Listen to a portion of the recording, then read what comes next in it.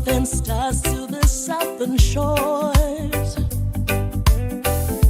we're opening up a brand new door. In every island we're growing strong. We are building the future in every space. It's the dawn of a new day. We are turning a new page, hand in hand for a better tomorrow. Digital find the world to shine so bright. Commonwealth Roadshow, leading the light. Future is now with us together. The best of our islands for all mankind. Digital governance, digital economy, digital resilience for a better Vanuatu too. The youths are rising with a tech smart heart. The digital business is ready to start. Where the winds blow hard and the storm clouds grow, our early warnings help us to know. Sustainable, steady and ready to thrive, keeping our culture and commerce alive. In every island we are growing strong, building for our future generation. It's the dawn of a new day. We are turning a new page, hand in hand for a better tomorrow. Digital find the world to shine so bright. Commonwealth Roadshow, leading the light. Future is now with us together. The best of our islands for all mankind. One road for all, no one left behind. Unlocking the power of the island mind. From the school to the clinic, the knowledge is free. Digital skills here for you and me. One road for all, no one left behind. Unlocking the power of the island mind. From the school to the clinic, the knowledge is free. Digital skills here for you and me. Digital find the world to shine so bright. Commonwealth Roadshow, leading the light. Future is now with us together. The best of our islands for all mankind. Digital find the world to shine so bright. Commonwealth Roadshow, leading the light. Future is now with us together. The best of our islands for all mankind. Digital governance, digital economy, digital resilience for a better Vanuatu. Digital governance, digital economy, digital resilience for a better Vanuatu.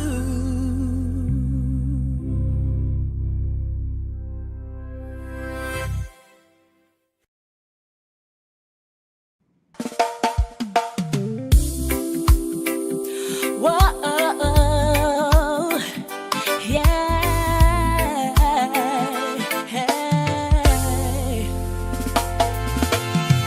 From the northern stars to the southern shores, we're opening up a brand new door. In every island we're growing strong. We are building the future in every space. It's the dawn of a new day. We are turning a new page, hand in hand for a better tomorrow. Digital find the world to shine so bright. Commonwealth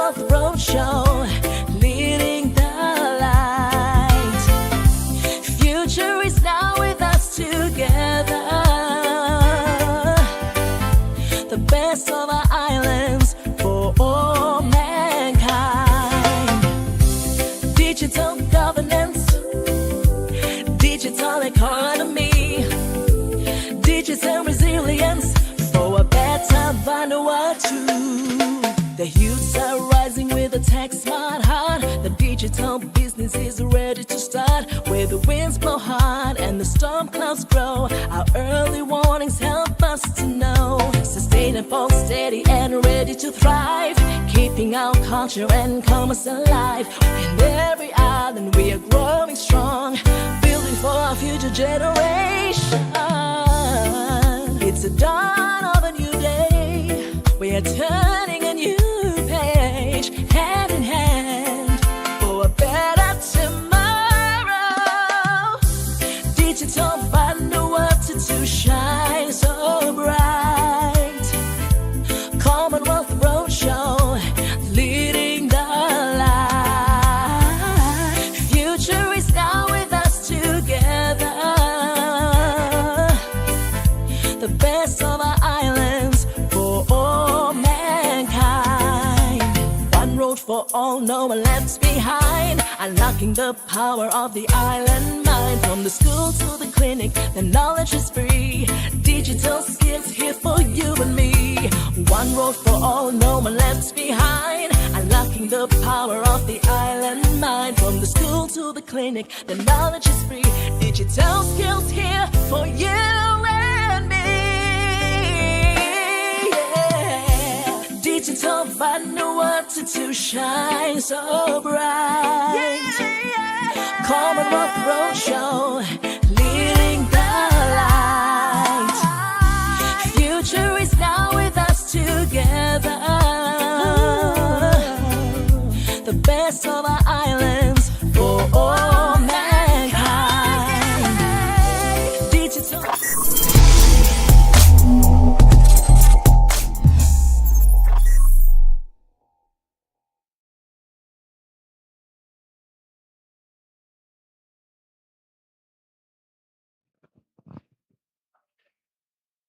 And as always, I insist, occupy the seats in front. It's preferable to occupy the seats in front. So when those who are still outside get in, they can occupy the back seats. Thank you for your kind understanding.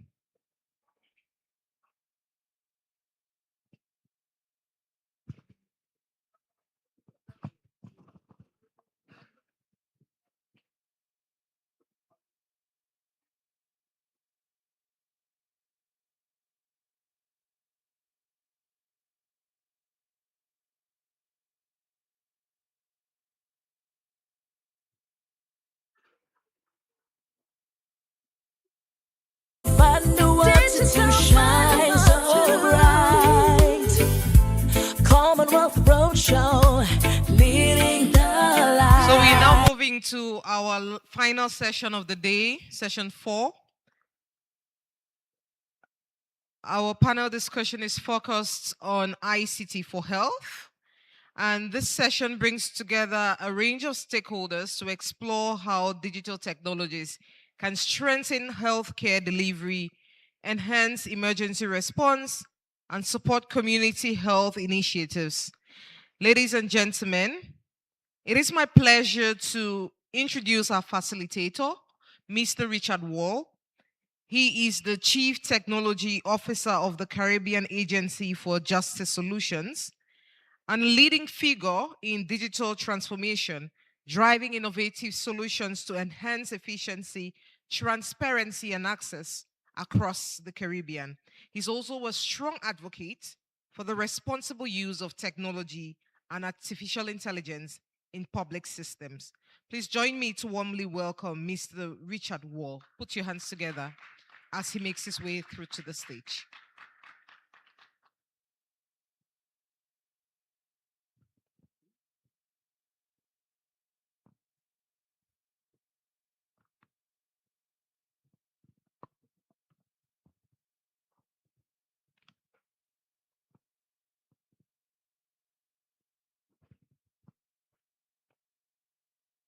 All right. Good day, everyone. Today, as was just said, we are going to look at ICT in health. We actually left the best for last. We have a really good lineup of experts that will be joining me for a panel discussion. But I first wanted to kind of ground some of what we're going to discuss in the reality of Vanuatu and small island developing states. One thing in particular, I think every facilitator mentioned this in the context of Vanuatu, and coming from the Caribbean, I've seen the same, where delivery in small island states like these, it's not just a matter of capability.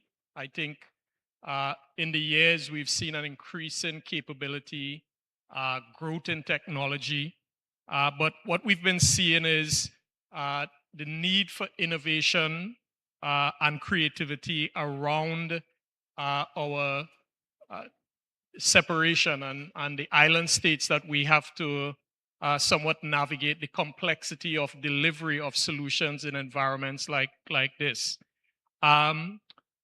Increasingly, too, we've been seeing resource strained in small island states like ours. And so with that as a context, we'd like to dive into some conversations about what are some of the solutions that could be implemented in the health sector from an ICT standpoint. One of the things in particular that technology does here is not just become an enabler.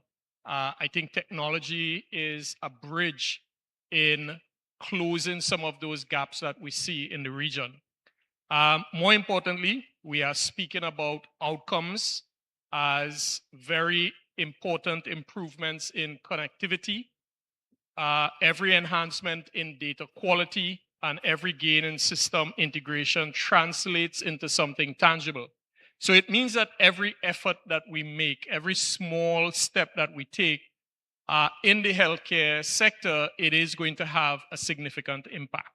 I was talking to some of the local folks that were talking about the digitization exercises that have started. And already we are seeing some of the advantages of that. Once you can digitize your data, there's quite a bit of benefits that you get from it, including decision support, things like early intervention, and things like that. And so while some of those things have started, we're going to learn about them, and together we're going to collaborate around some of those solutions. And so with that, I think we can anchor our panel discussion around this statement.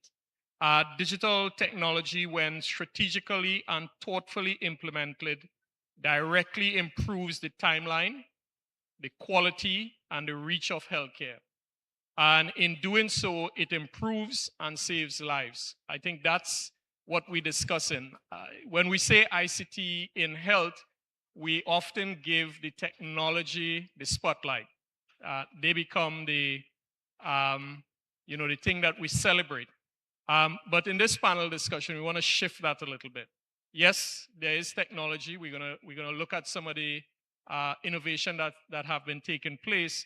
But what we want to also touch is how those things are affecting day-to-day lives, right? So to start off, we're going to have our keynote address by Dr. Samuel Tapo. He's Director for Policy and Planning in the Ministry of Health. I'm going to invite him to join us on the stage. And he's going to give the keynote address in looking at ICT in health in the Ministry of Health. So let's hear it for Dr. Tapo.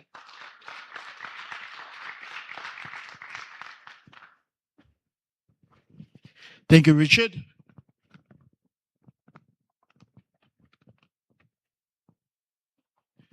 Good evening, everyone. I think it's the end of the day, and we have few people sitting here, but I hope that the discussion will stimulate more discussion in regards to the panel as we go along. All protocols observed. I also acknowledge the SG Benedict Lewis that is here. They mentioned the Honorable MP, but I think he left. I also see some senior officers from the private sector, governments, colleagues, friends. Thank you very much for giving us this opportunity. I was informally discussing it with the SG Benedict down during tea break, also in regards to how we make health a standing agenda for other sectors, not only ICT, climate change. So it should be a part of an agenda that we discuss in every either panel or in any discussion for other sectors. For the Ministry of Health, we have come a long way, and we are now moving into the digital era as part of the discussions that we had in this forum. Our focus now is to look at how we link the Ministry of Health with other sectors, not only the Department of Communication, but with the Department of Trade, using the digital platforms that exist within the Ministry of Health and also the government, inclusive of the private sector. The Vanuatu Digital Health Strategy, and I want to mention that further, and that will be part of the discussion, and I acknowledge my team that are here, that we developed a digital health strategy for 2025 to 2030.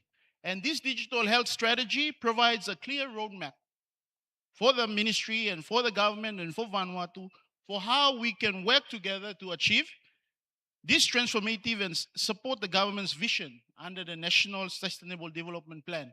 And I acknowledge all of my colleagues from government that are here that strive for us to achieve the NSDP or the National Sustainable Plan for the government. The strategy, in our strategy, it builds on 5 key pillars, and I'll mention them as we go along. First, strengthening health information system so that decision makers from clinics to national have timely, reliable data through national dashboard, digital archives, and improved connectivity. So we have done that in the process. We have linked up with the Department of Communication and Digital Transformation to see when our NES in a very rural, remote area want to send in information or request supplies, how do we do that using the telecommunication and digital platforms that are available? The second pillar of our strategy is looking at how we expand universal health coverage, and that was the discussion informally that I had with the good SG for CTO, is to look at how do we make health a standing agenda for every discussion from the other sectors, either in trade, either in ICT, either in climate change, in energy. How do we make it the center? Because whether you like it or not, one day you will be sick, and we will have to bring you to the hospital, and you will have to be treated. So how can we together provide a support to strengthen the health services, either through digital transformation? And the second pillar talks about it. Expanding universal coverage using telemedicine. So in the context of if we have only nurses or 8 post workers or community health workers stationed at the very remote areas, they don't have accessibility to doctors, how do we do that?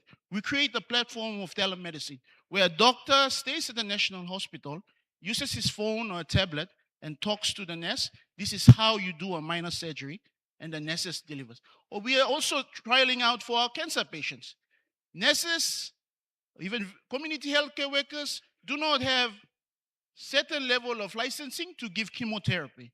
But with the doctor's guidance, through telemedicine, give this medicine for them to help them, for our patients that live in the most rural, remote areas of our country. And most of you know, similar to our family in Caribbean, our people are scattered in the 83 islands here in Vanuatu. SMS outreach, and I acknowledge our 2 telecommunication providers that are in the room that have been assisting us in making sure when there is a dengue outbreak or when there is leptospirosis outbreak due to a high flooding, we use those platforms to send information to everyone that make sure you wash your hands. Those that live next to the river move out, do not access water. So these are platforms that the Ministry of Health has already initiated with our providers using the digital health strategy. One of the greatest things that we are trying to do, and I acknowledge my colleagues, I think some of them are here, is the linking the medical record number for every birth to the national identification number. And one of the things that we are doing now, and I come and do all the blah blah, my technical people, 3 of them are at the back, 4 of them, is we are trying to go back into the French and the British colonial era, get that number, and try to create a standardized number that is linked to your national identification number. And that is the challenge that we are doing as part of our second pillar of our digital health strategy. So that every Nivans will have a standardized number that is linked, that the national ID number that is used also for your medical records. So the same ID number that you use for NIDs, you can access healthcare as well. And that is one of the areas that part of our digital health strategy we are looking at. The third pillar of our digital health strategy is to improving continuity of care through the 4 integrated national system. So some bigger countries already have that system, and that's the linkage of the radiography information system, the laboratory information system, with the patient information system. So for example, if a nurse in a very remote island in Torba province want to access a patient records, she or he clicks on our system and sees the x-ray image, sees the lab results, and see the patient information system. And I think that is one of the things that we are trying our best, part of our team, health team at the back, that we are doing our best to make sure all those information that you gather either at the Villa Central Hospital or the Northern Provincial Hospital link into the system, and you can access it through the national identification number. Now, the 4th pillar, and I see my good colleagues from climate change here, and that is to build climate resilient health system by introducing early warning systems for climate sensitive diseases. So this is a pillar that we wanted the involvement from other sectors, especially those at the Geology and Meteorology Office, the Ministry of Climate Change, to see. I'll give a classic example. In the event when there's an increased rainfall, when the Ministry of Climate Change through the forecast department maybe provides that information to health, we will then go out to our communities and tell them there will be a spike in malaria cases because of the increase in number of rainfall. That is the same applies to leptospirosis, when there is a high flooding, applies to dengue, pertussis, all these other diseases, especially for vector-borne diseases. So we are trying, as part of our Pillar 4 under digital health strategy, to link the information for rainfall and other information that the Department of Climate Change through the Ministry of Climate Change to the Department of Geohazards and Meteorology. Well, it's a big word. There you go, I did it. So we are trying to link the climate data, basically, with the health information system, so that at least we can give our people some information before there's a flooding, before there's an increase in rainfall, and we can also see the pattern of disease in the event they come through climate. The 4th pillar, and that is the main one, and most of our funding under the digital health strategy, and I'll talk about the numbers shortly. Most of our funding is centered around the infrastructure for investing, especially in the workforce capacity building, the governance, the structures that we are building in our systems, the laptops, the tablets, the cables, and all this. So that is part of the pillar that we are trying to strengthen. And we have some funding already that we have received through the Global Environmental Facility and the UNDP, that they're supporting us in putting Starlink in all our remote health centers, where OGCIO, where the government network doesn't reach, for us to allow our nurses to have access to real-time information, at the same time be able to communicate through telemedicine type of platform to our doctors, to our senior officers, for them to have information and also for us to network. So that is one of the areas that we are focusing more of our attention as well, to build the level of infrastructure within the space of health. And we also acknowledge our good partners from the private sector, especially our 2 communication providers that have assisted us in rolling out this to all our provinces. For the panel discussion this evening, and I will just say a few words, and that is these pillars that I have mentioned, the 5 pillars that we mentioned under the digital health strategy, it's supposed to development of community digital hubs, places where technology, health services, NGOs, and local leadership meet. These hubs can become frontline coordination points during emergencies, and I mentioned health emergencies, support outreach programs for our nurses and our doctors that go out, enable consultation, and that's what we are trying our best. Sometimes the real life faces in the event that if our nurse uses the normal network and the coverage is not poor, they have to walk up a very tall hill just to get coverage for us to connect with our doctors, and then we can allow a charter flight to go to pick up patients. So this is the struggle is still. So hopefully this panel will also come up with ways going forward on how we can improve that as well. The partnership will be essential. This partnership that we have will be really essential in terms of the government alone or the ministry alone or the Department of Communication and Transformation cannot do it alone. We need everyone to play a part for us to achieve universal health coverage. So for our strategies, we have costed it out. It's not that much. The current strategy, 5-year strategy for the Ministry of Health is costed at about 10 million USD. It's not much. Most of the activities, some government departments have taken on board. And as I mentioned, the big activities within the strategy is to focus on how we develop that space of infrastructure within ICT, within the Ministry of Health. And currently we have about 4 officers in that unit, but part of our strategy is for us to also expand and also train more of our nurses to access and use the platforms as well. Most importantly, this is not just a technology strategy, it is a resilience strategy as well. It supports safer communities, faster emergency response for health, stronger partnerships, and smarter decision-making across the health sector. If we work together, government, NGOs, and development partners and communities, we will not only digitize health services, we will strengthen national resilience and help deliver the vision of our country. One day, and I'll give a scenario, one day when our families in rural and remote communities access surgical support in rural areas or dental treatment through a village healthcare worker or a nurse aide or a nurse using telemedicine services, or when medical supplies are delivered on time through efficient digital systems, we will be able with confidence to say digital health is working. And this meeting today and the discussions today was a success. Thank you very much.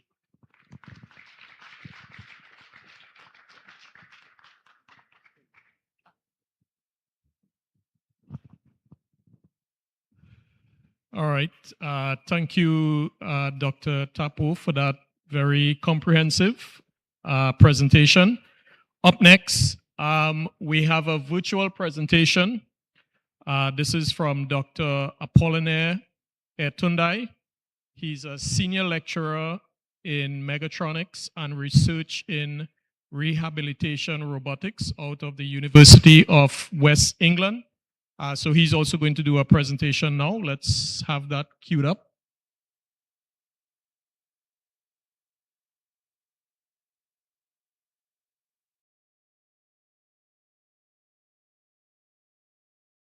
Good afternoon. Can you all hear me?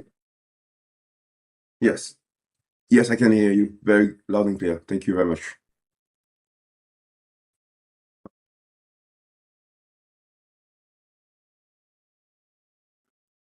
Yes, hello, can you hear me?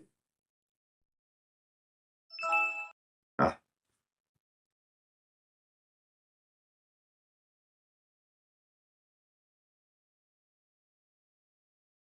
Can you hear me now? Ah.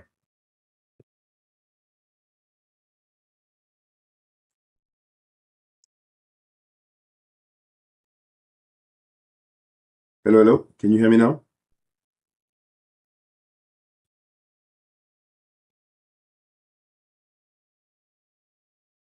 Yes, hello, hello, can you hear me? Ah.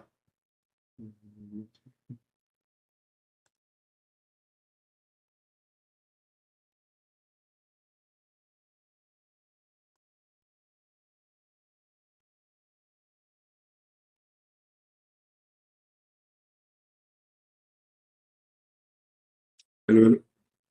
Yes, hello, hello. Can you hear me? Can-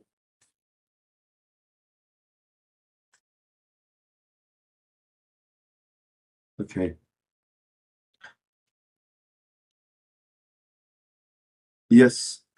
Hello, hello. Good afternoon. Can you hear me? Yes. Okay. Thank you very much. So first and foremost, good afternoon, everyone. Ministry of Health, also the CTO, NGOs, representatives, stakeholders, ladies and gentlemen. It's my great honor and pleasure to be able to present the work that we've been undertaking here in the UK. So yeah, my name is Dr. Apollinaire Etundi, and I represent the University of the West of England. I think what I'd like to do first is to thank Dr. Dapo for that incredible keynote address. I've got to say your leadership and the great passion that you have on this Vanuatu digital health strategy has created, I think, the perfect roadmap for the work that we are presenting today. So this digital health hub that will be presented to all of you this afternoon is designed to be a direct, practical implementation of that particular vision that you've given us, Dr. Dapo. So particularly the focus that you mentioned that I absolutely love on patient-centric care and using these innovative technology to combat the non-communicable disease in the community. I think this is very much at the heart of this whole Vanuatu digital health strategy, and I can see the great passion that you have. So I really want to thank you for that. Today, what I'm going to be talking about is the partnership that I think is a bridge, and I really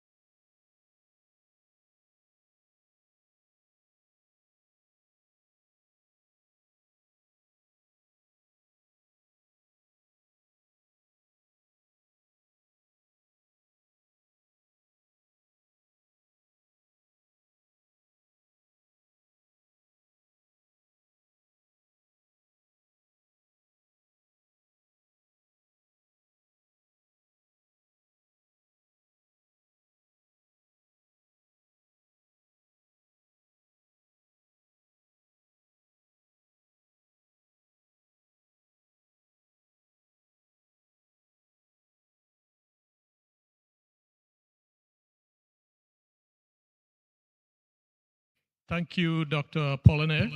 Very inspiring and a good example. A good example. Great example of what ICT can do, even in him breaking down the cost. So I know there would be some questions that we would have. I want to invite one more panelist, Mr. Dickerson Tefvi, Secretary General for Vanuatu Red Cross Society. Is he here? Mr. Teffi. All right. All right. All right. So we will proceed right along. Let me give an opportunity for Dr. Samuel to respond to the presentation if there's anything he wants to add there first.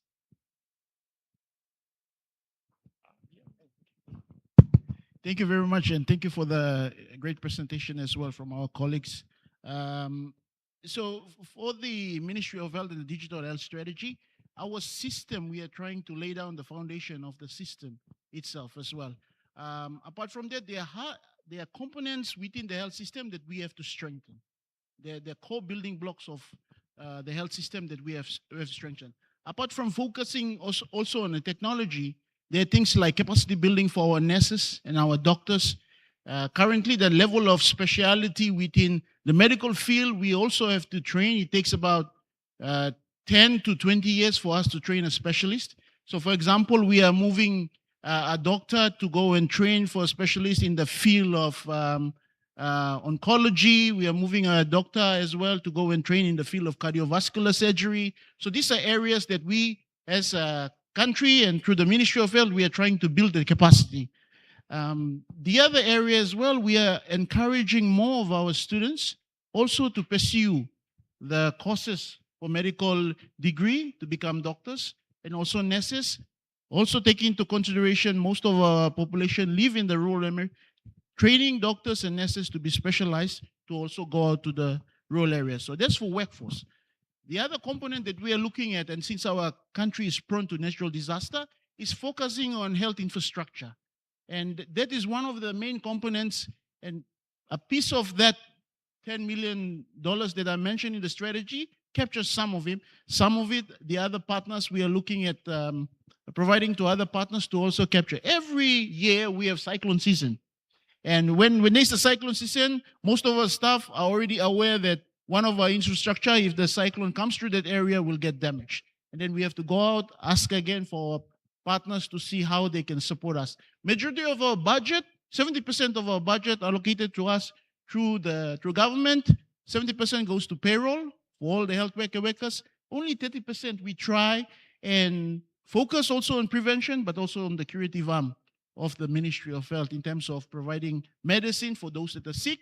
At the same time, sending out teams out to the provinces, to the communities, telling them, make sure you brush your teeth or you will get tooth decay. Make sure you sleep under the bed nets or you will get malaria. So we need more partners, and that's why I'm stressing here. We need more partners, apart from everyone thinking that the Ministry of Health has all the solution and the entire budget that could, we need partners to also step in. There's some areas within the strategy and that doesn't need for the Ministry of Health to fund it or for a partner. I know certain non-government organizations, certain business houses have this capacity already that could say that, okay, Ministry of Health, this is an area that we have strength in. We can support you. You don't need to invest or pay this area because we can say, and that's why we are presenting the digital health strategy also today for our colleagues in this room to also see where areas that they can support, either through their projects, also through their offices as well. So for the Ministry of Health, and as a young country coming into the system, we are also doing our best to strengthen the building blocks of the health systems. Workforce is one of them, infrastructure. Most of the clinics, we still have to also update medical equipments as well. Medical equipments, and that's one of the things that we are advocating to our people. Medical equipments is becoming very expensive. Now we have a CT scan, we have a dialysis, 2 dialysis, 3 dialysis machines now for kidney patients. We are now moving, we have an ICU for 5-bed ICU where in the event if one of our families or one of patients goes into critical condition, we have at least that services now provided. We are expanding, we are doing mammogram screening as well, but most of those medical equipments come with a price. And it's not like back in the days where people just hand over things. Things are becoming expensive. Apart from you paying for it, you have to also send a nurse or a doctor or a health worker to go and train specifically how to use it. And that also costs money. The reagents or whatever accessories that we'll be using for the machine also costs money. And the medicine after diagnosis or laboratory result has come out for us to educate and give to the patient also costs money. So healthcare, as it's becoming more expensive, more players have to play in. The 12 building blocks of the health system, if there's partners that could support specific areas to support us in terms of not only promoting what we are doing at the national hospitals, but down at the primary health care level. So for example, we have the rollout of some of our providers. Now we're using Starlink, or if some of our partners here at the international platform have satellites that they can cover a certain area that we could use rather than we paying 5,000 monthly subscription to Starlink. And the great man is getting all our money. I'm joking.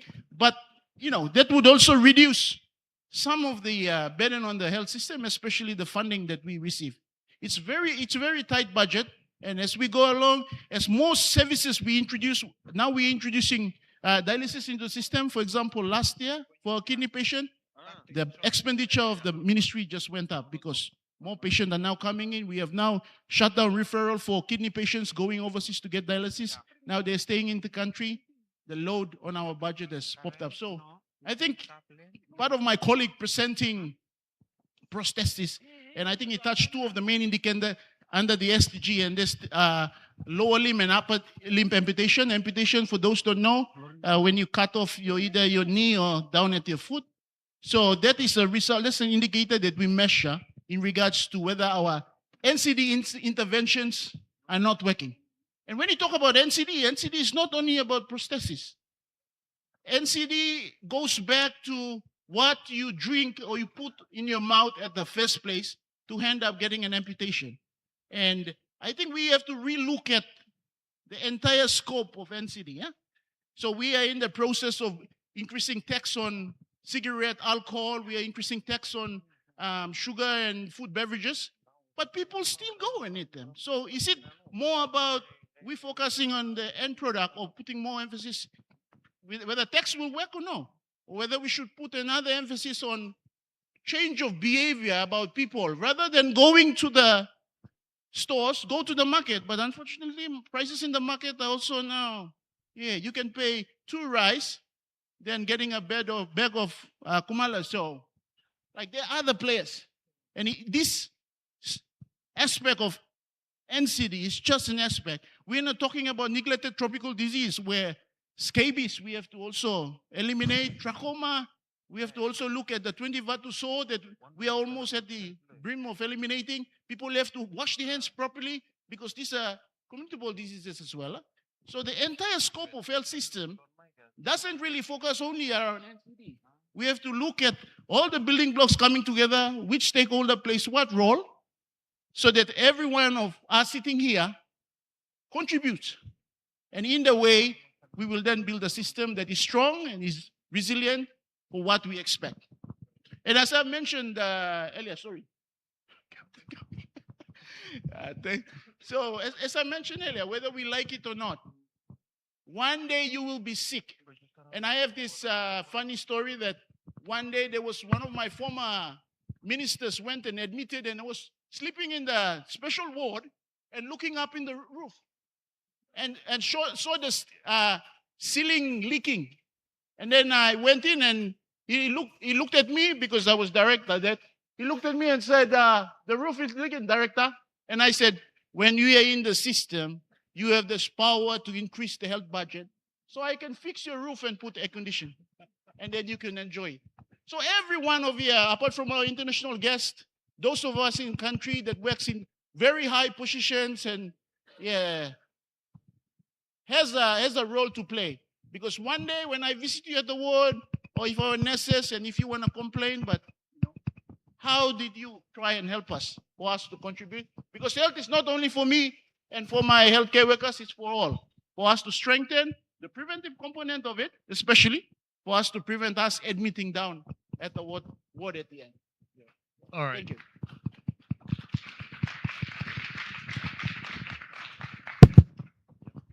All right. We'd like to take a couple questions from the audience. Do we have any questions?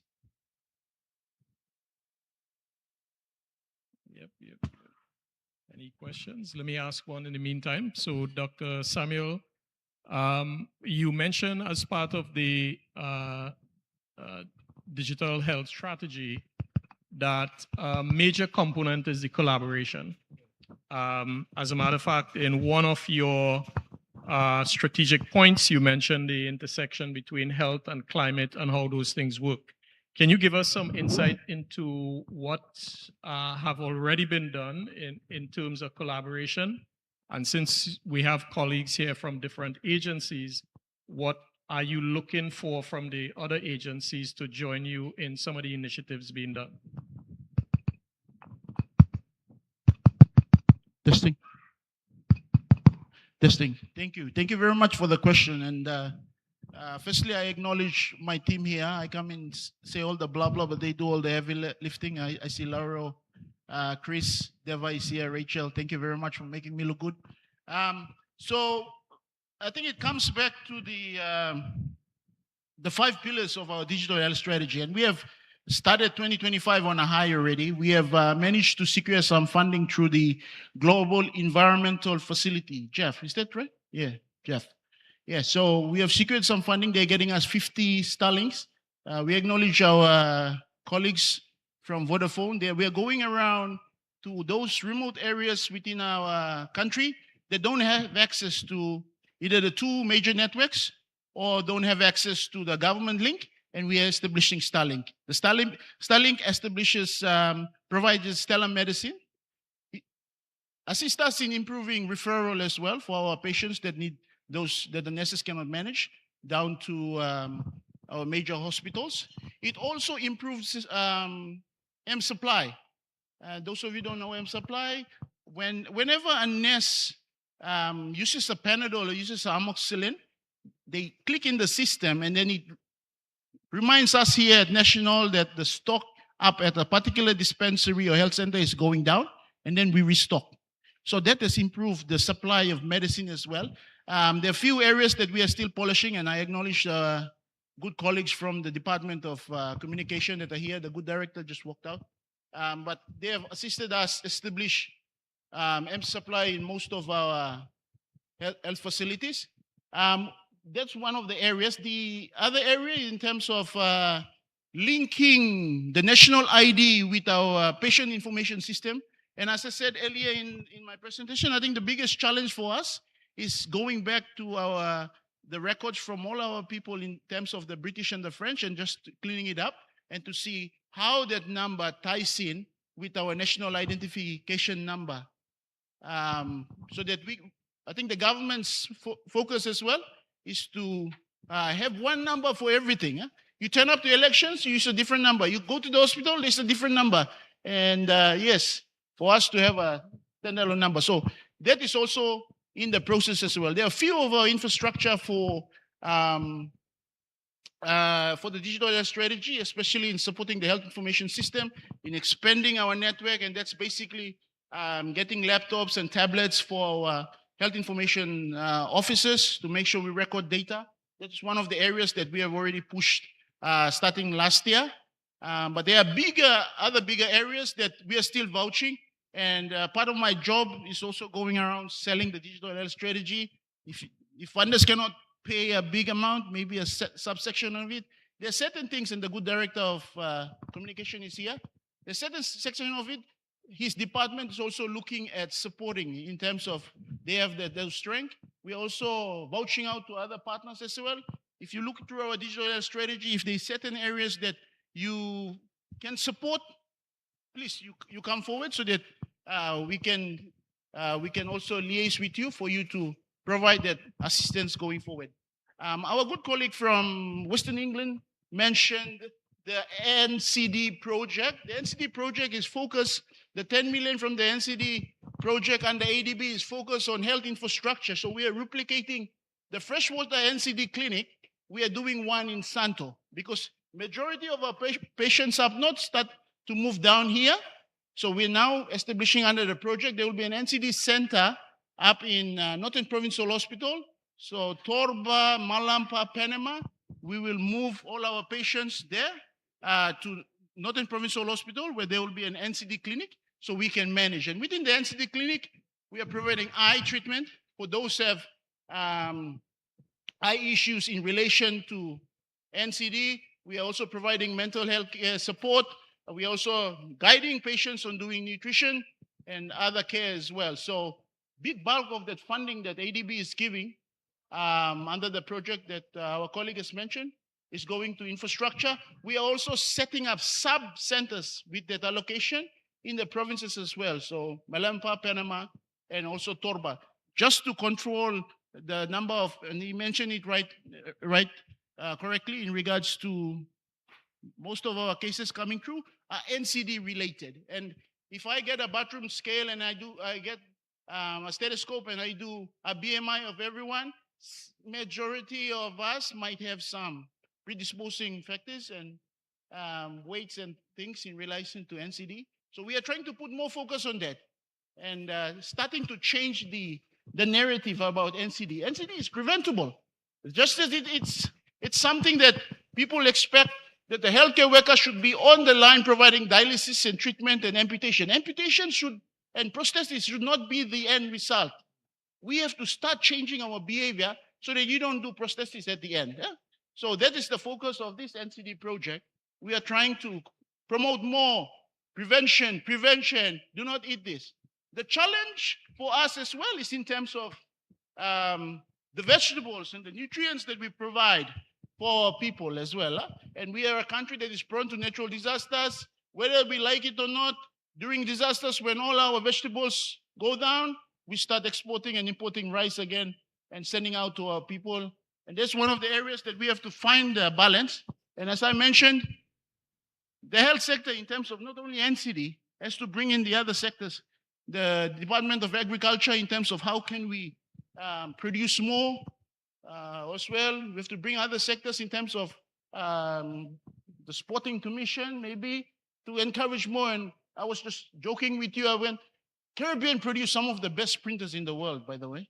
So I was just joking with him during tea break. This is something that we can learn from the Caribbean, from others as well, on how we built our system in regards to preventing NCD and preventing other communicable and non-communicable diseases. All right, thank you. Excellent. Any questions from the audience? Yes, we have one. Let's get the mic.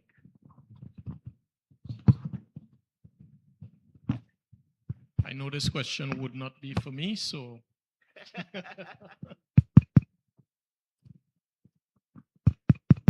Testing. Sorry, do I have to stand up? Okay, good afternoon. From an end user, a health user. Thank you, Thomas, for the information regarding your health strategy. For me, I think the most important thing is your records, your patient records. Now, the reason why I say this is because that contains all the information about a person.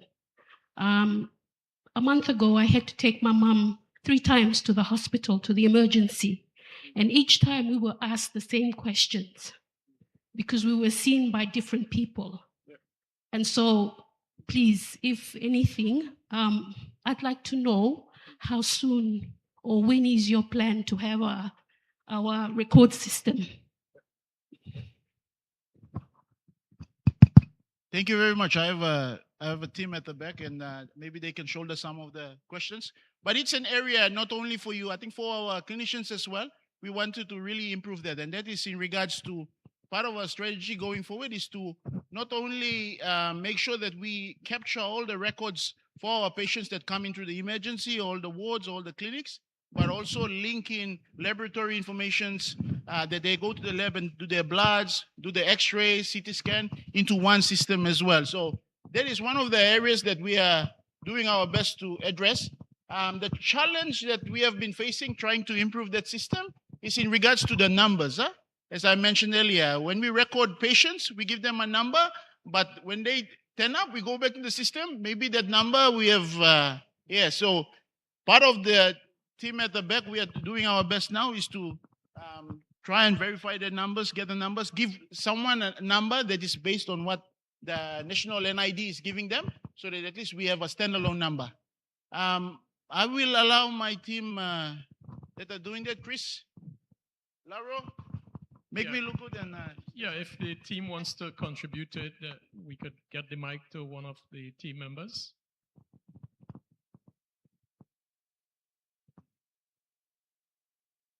Chris. Yeah, they get in a mic too. Okay.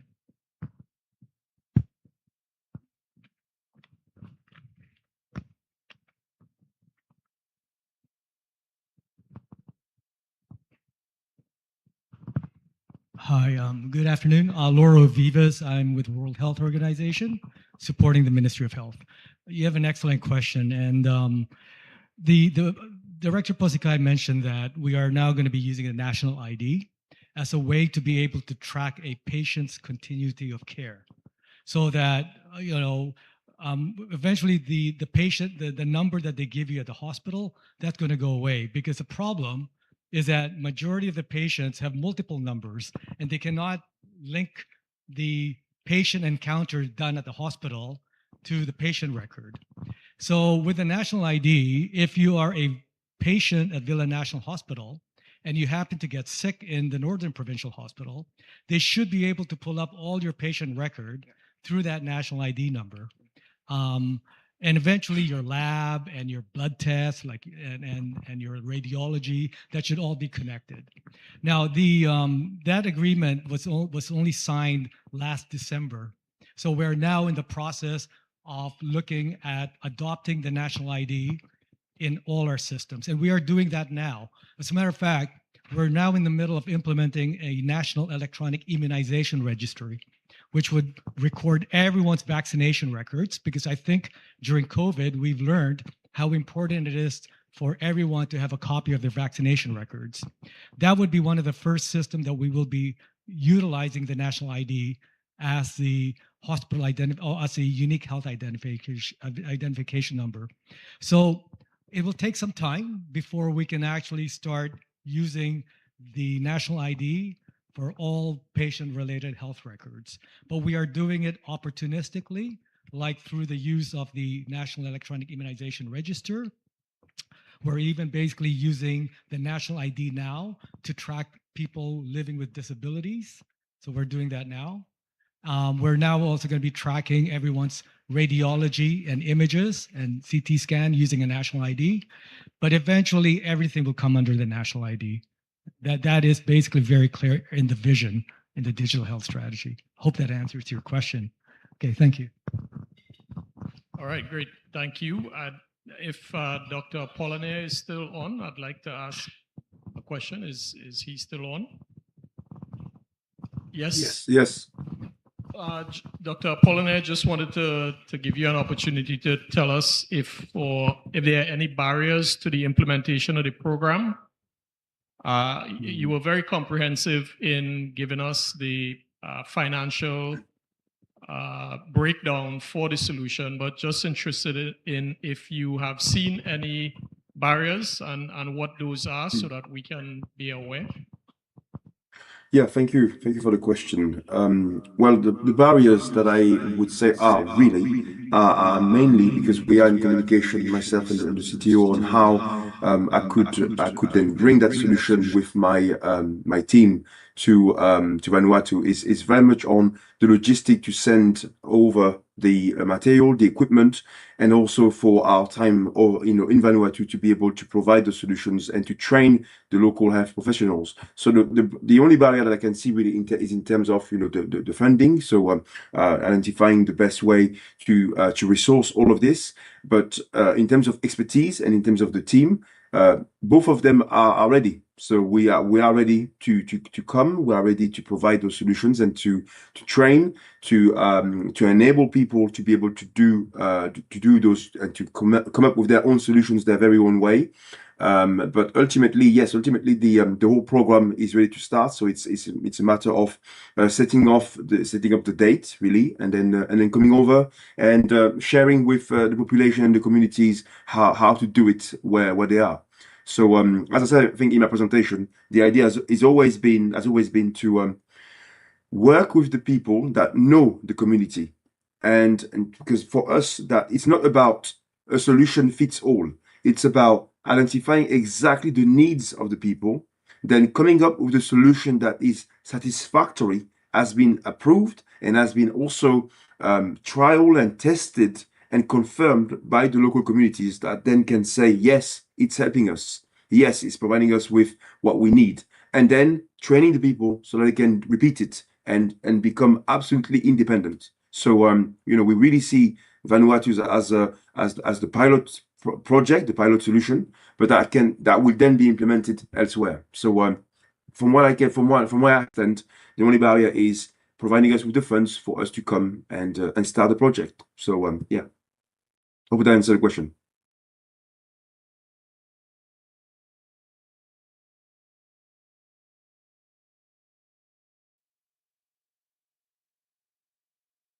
So I can't hear you. Sorry. Yes, I can't hear you anymore. Tapo, for your insights. Very encouraging to see the developments and also to share about the collaboration that's taken place. I want to thank the panelists for their time, and I'm now going to hand it back over to our chair. Thank you.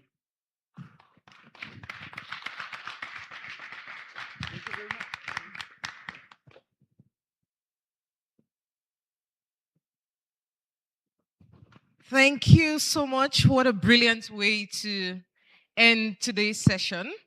Very, very interesting conversations. And I want to thank you very much, Richard, for steering this conversation in the right direction. Thank you very, very much, Dr. Samuel Tapo and Dr. Apolline, joining us from the University of West England online for this session. We have come to the close of today's program. Allow me to extend our sincere appreciation to all our sponsors, all our partners, and all of you who have made it to the end of the session today, sitting in the room and, engaging in these conversations. It's about you, it's about me, it's about all of us working together to ensure that we are driving progress together. So once again, thank you also to the government of the United Kingdom for your continuous support and partnership. We deeply appreciate that. We thank you for your active participation and your engagement. We're looking forward to picking up these conversations tomorrow. Meanwhile, have a great and pleasant evening. Bye-bye.